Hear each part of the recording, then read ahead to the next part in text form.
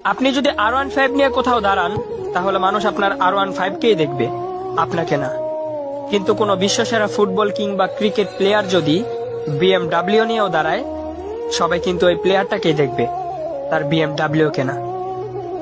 আপনি যদি 10,000 টাকা দামের গেঞ্জি আর প্যান্ট পরেন, তাহলে মানুষ আপনার গেঞ্জি আর প্যান্টটাকেই দেখবে, আপনাকে না। আর ওই প্লেয়ারটা যদি 50 টাকা দামের গেঞ্জিও পরে, তাহলে কেউ তার গেঞ্জিটাকে দেখবে না, সবাই কিন্তু ওই প্লেয়ারটাকেই দেখবে। তাই আইফোন লাগবে, DSLR লাগবে, বাইক লাগবে, বাবা মাকে এত প্যারা না দিয়ে, ব্র্যান্ডের পিছনে না ছুটে নিজেকে ব্র্যান্ড বানানোর চেষ্টা করুন।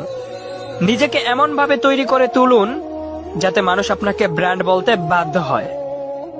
আর আপনি যখন ব্র্যান্ড হয়ে যাবেন, তখন আপনার 20 টাকা দামের ছেঁড়া রুমালটাও নিলামে বিক্রি হবে লক্ষ টাকায়।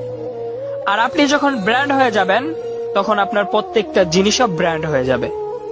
তাই নিজেকে ব্র্যান্ড বানাতে হলে নিজের সিদ্ধান্তে চলতে হবে, অন্যের না।